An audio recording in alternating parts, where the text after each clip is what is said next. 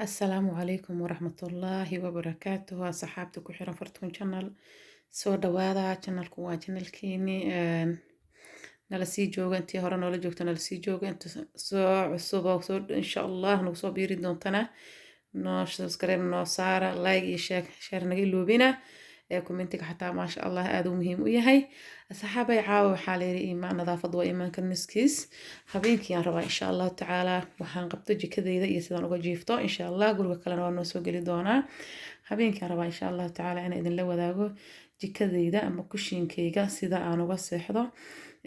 asxaabay jikada hadda saad u jeedaan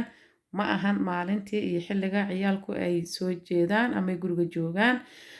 habeenkii markay ciyaalku kala baxaan gurigeyga saan ayaan kasoo dhigaa subaxdii markay iskoolkooda aadaan ay shaqadooda iskoolkooda kala aadaan sidoo kale maasha Allah quraacdooda mishaaridooda waxooda u sameeyo iyo markaas canjeer wax u sameeyo rabana sidoo kale maasha Allah sidaan asaga hagaajiyaa laakiin habeenkii markaad seexanaysid jikadaada oo alaabo taal ha seexanin jikadaada oo nadiif ahayn ha seexanin maxaa yeelay aad hurdo caafimaad la hurdamaysid waayo maanta waxbaad ka fikiraysaa marka insha Allah asxaabta sharafta leh ay soo dhawaada channelku waa channelkiini hanaga fogaanina nala jooga insha Allah tacaala halkaas albaabkaas cagaaran waa albaabkii laga baxay oo banaanka guriga gadaashiisa xagana waa daaqadiisi marka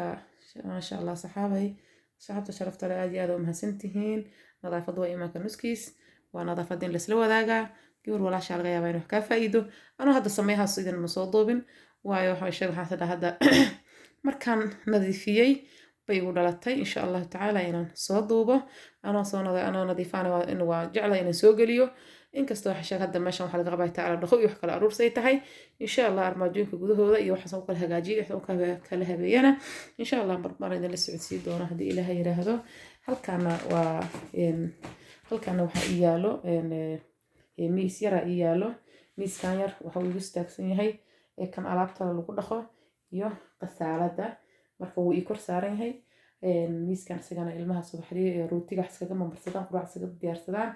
maasha Allah xagana waa kii sida loo kuleeyahay halkaasna tufaax iyo waxa uu ku jiro yakii oo mashiinkii wiilkaas madow mashiinka oo rootiga lagu kuleeyo iyo tufaax yar ugu jiro maasha Allah fridge-ka isagana intuu yaalaa hadda marka waxa sheeg saxaabay marka xilligaas siixanaysiin gurigeena dadka ku faraxsan oo wax dhiba qabin oo subaxdii wax ka sabana sameyso ay ku fududahayso insha Allah ka seexo hadii Ilaahay yiraahdo nadaafatu min al-iimaan Allah nadaafad waa iimaanka nuskiisa marka insha Allah tacaala aan ku shaqadayna waa idin soo duubi doonaa marka intaan siri saxaabtada sharafta leh la wadaag maasha Allah marka mashiinka bari quraacday wax isku diyaarsanay xagga igu yaala saxaabay sidoo kale dhaayada la galay maasha Allah saxaab badana insha Allah tacaala dhaayadan galay saxaab badana insha Allah rabnaa in Ilaahay yiraahdo inaan guul gaarno insha Allah ku gurigeena joogno on waxyaabo aan dabiici oo insha Allah gacanteena ku sameeysan isticmaalayno natiijadan insha Allah tacaala waa la soo wadaagi doonaa aad u mahadsantihiin inta la joogtana la sii jooga inta nala joogi jirana noo soo dhawaada leenahay insha Allah tacaala marka hadii Ilaahay yiraahdo aad iyo aad idin salaamaya assalaamu calaykum wa rahmatullaahi tacaala wa barakaatuh